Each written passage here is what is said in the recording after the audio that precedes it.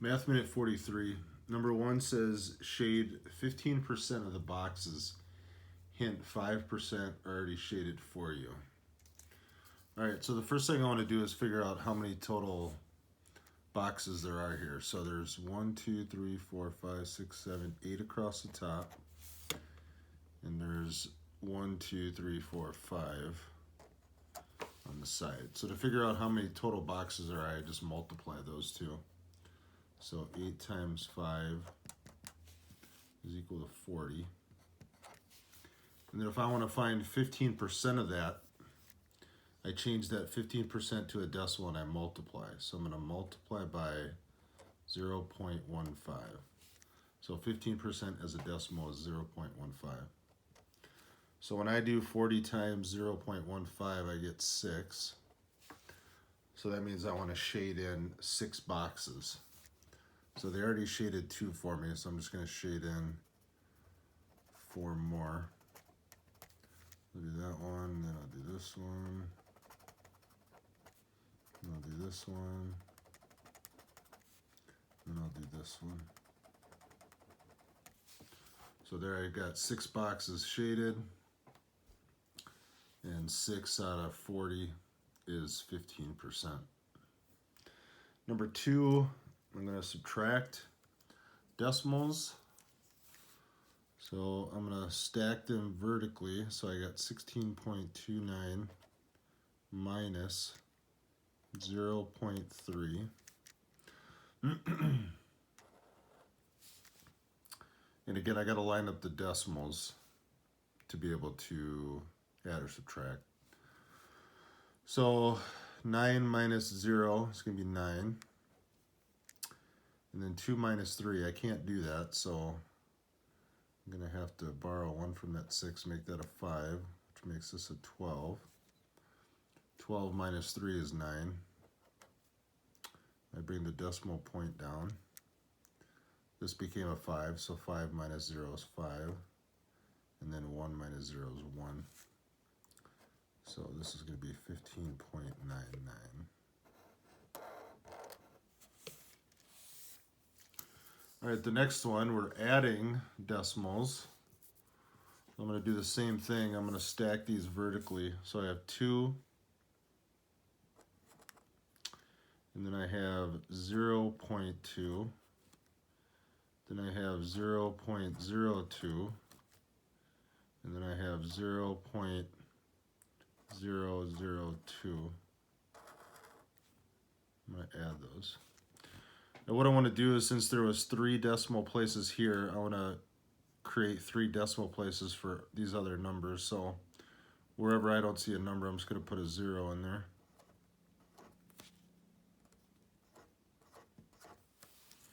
Now I have 3 decimal places for each number. So I can just start in the right-hand column. It's going to be a 2. And then this column is also going to be a 2. This column is also going to be a 2. And then this column is also going to be a 2. So if I add these 4 numbers up, I'm going to get 2.222. So again, when you're adding or subtracting decimals, stack them vertically and line up the decimal points.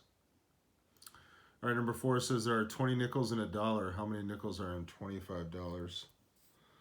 Well, if there are $1 is 20 nickels.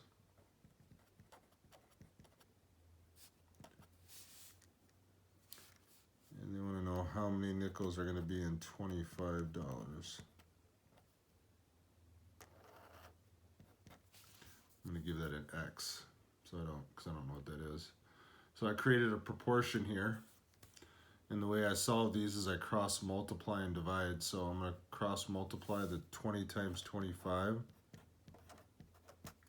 And then you divide by the other number, which here is 1. So 20 times 25 would be 500. 500 divided by 1 is 500. So there are 500 nickels in $25. For problems 5 through 8, use the frequency table to the right. First thing is, what is the mode? Well, mode is the number that appears the most often. So if I look at this chart, which score appeared the most times? Well, 85 had 1, 2, 3, 4, 5. So 85 was the number that occurred the most often. So that's going to be the mode.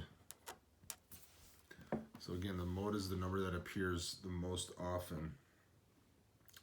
Number 6, the mean of the scores is 80. If Sarah gets a 90, the mean will. So the mean is a fancy way of saying the average.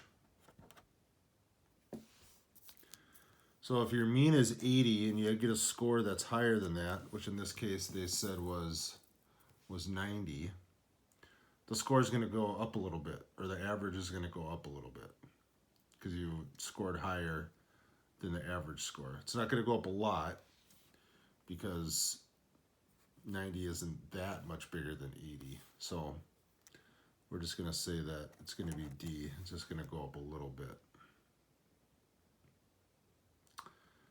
Number 7, the median score, which is going to be the score in the middle. So the way that you find the median is you line all the scores up, and then you find the middle number. So I'm going to start with the lowest number, which was 60. And then we had 165. And we had 2 scores of 70, so I got to list that twice. And then I had a score of 75. And then I had 1, 2, 3, 4, 5 scores of 85, so I got to put that number 5 times. And then I had 2 scores of 90, and I had 1 score of 95.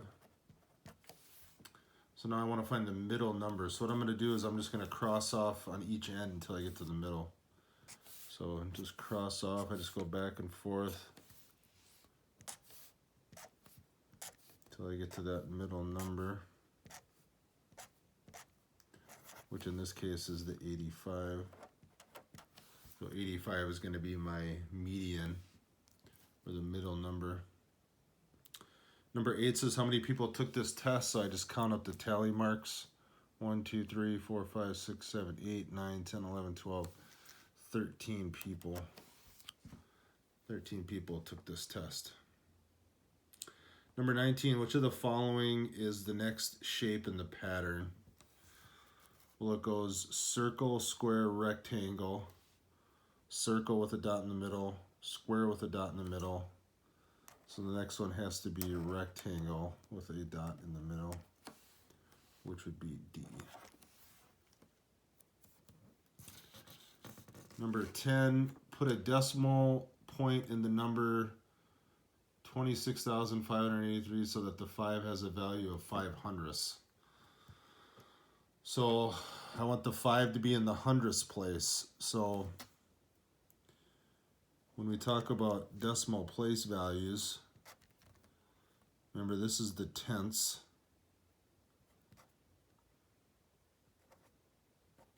Oops. This is the tenths, and then this would be the hundredths place.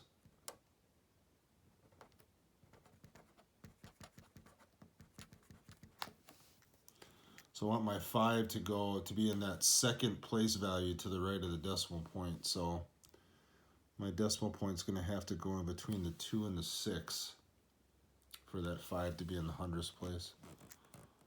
So I'm going to write 2.6583. Now that 5 is in the hundredths place, which is what they wanted. And that concludes Math Minute 43.